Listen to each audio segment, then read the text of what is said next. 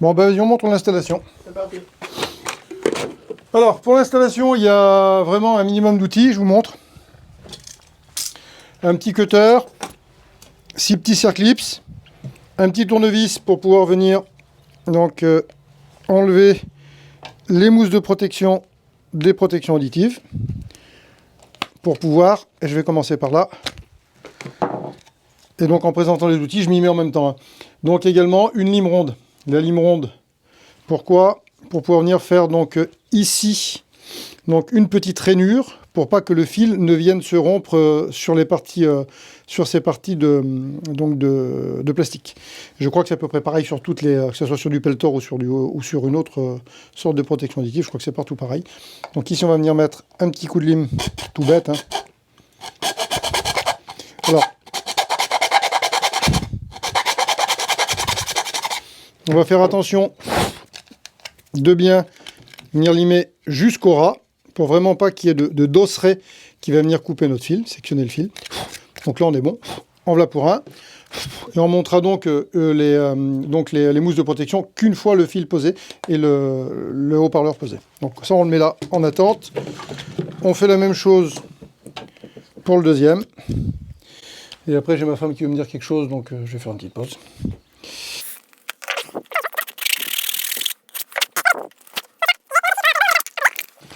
Bon, le gros avantage des casques, c'est forcément tous les systèmes EasyClip. Pas besoin d'outils pour clipser ni déclipser. Donc ça, c'est pas mal du tout. J'en profite pour te dire que si tu es nouveau ici, tu devrais sérieusement changer à t'abonner.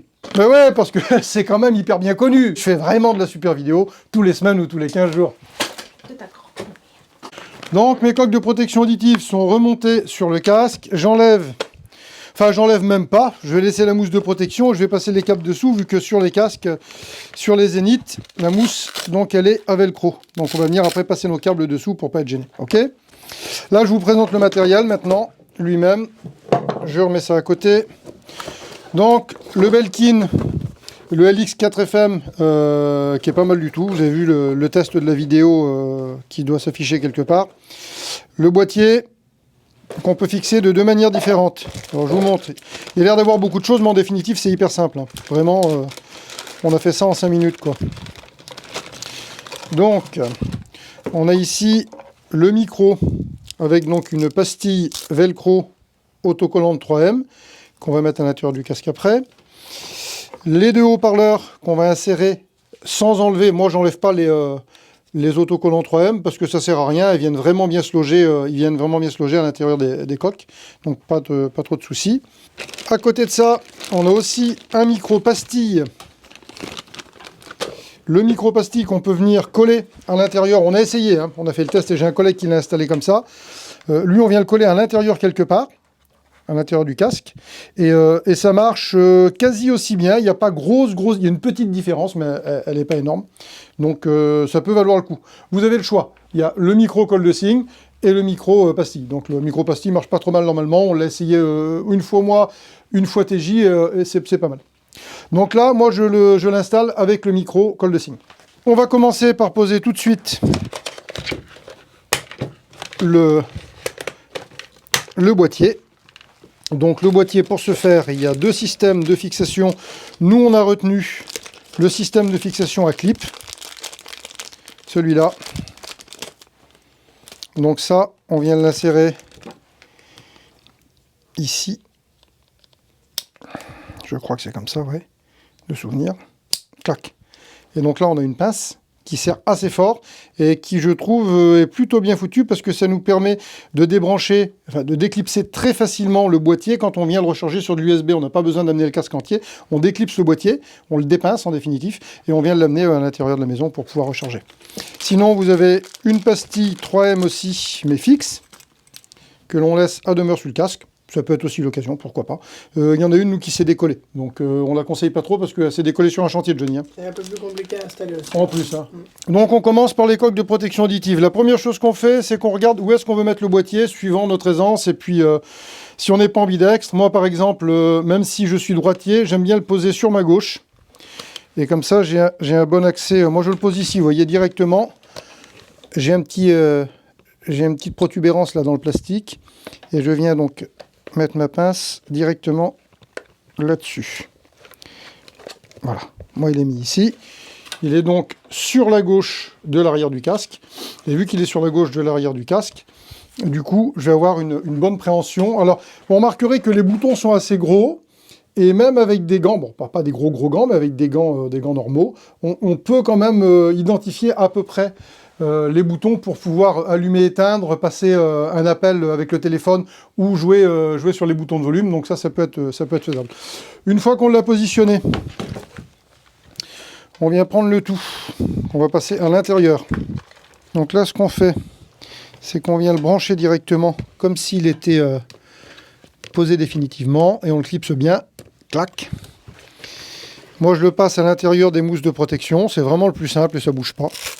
Ça, c'est vraiment hyper simple. Vous voyez, on le passe juste derrière les mousses de protection. Tu vois bien, Johnny? On vient mettre...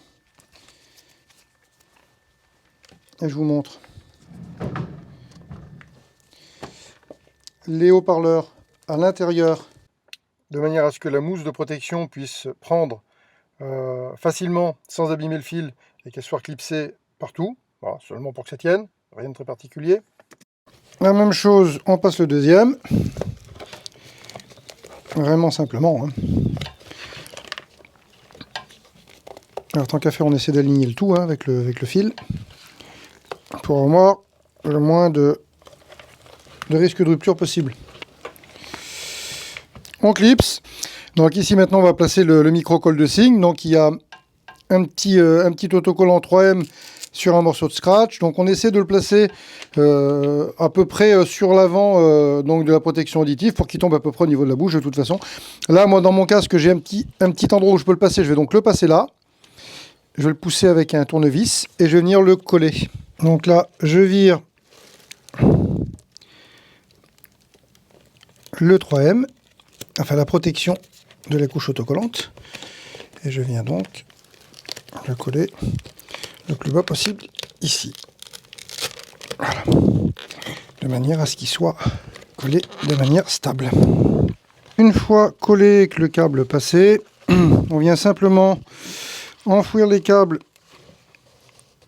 sous les protections mousse de notre casque. Encore une fois là c'est hyper simple et puis vous l'adaptez à votre casque. Hein. On va venir brancher pour voir si ça le fait. Et comme je vous le disais, on vient mettre simplement des petits circlips donc au niveau des protections auditives pour pas que ça bouge et que ça se prenne dans les branches. On essaie de laisser dans le câble assez d'amplitude pour qu'il puisse bouger normalement. Vous voyez, par exemple pour pouvoir le retourner. Donc je vais en mettre déjà une ici. Donc normalement j'en ai en noir, mais là j'en ai plus. Donc j'ai mis des blanches, mais on se rattrapera, on les mettra en noir quand on en aura racheté. Donc ici, et là c'est pas mal.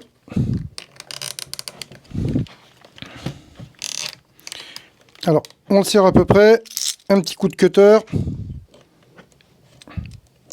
juste pour faire propre. On repasse l'attache à l'intérieur. Et là, vous voyez, on a un petit peu d'amplitude, on a une petite ganse qui va être nécessaire au bon mouvement de rotation. Là, je vous montre l'équipement final posé. Voilà. Donc là, le boîtier Lexine. Ici, donc les câbles qui partent à l'intérieur des protections auditives. Et donc ici, le micro. On est venu coller ici avec une pastille autocollante et qui va donc pouvoir se mettre ici quasiment dans l'entre mousse et casque. Pas mal. Donc le micro qui vient forcément le plus près possible de la bouche. On a, tu peux, regarde. Et donc une fois protection auditive mise, les fils ne dépassent pas trop, les gants sont plutôt sur l'avant que sur l'arrière. Ici, on a une bonne préhension, et donc on est impeccable. Impeccable. Et donc les intercoms sont installés, grosso modo, ça demande 5-10 minutes, hein, grosso modo. Le net, si la vidéo vous a plu, eh bien, mettez un like. Partagez la vidéo, c'est important que vous la partagiez. Si vous partagez la vidéo, ça fera avancer la chaîne. Le fait qu'elle soit partagée, elle est mieux référencée dans les résultats YouTube, et ça c'est pas mal. Donc quand vous regardez une vidéo sur Allo Jonathan, essayez de la partager sur les réseaux sociaux. Le net, bye!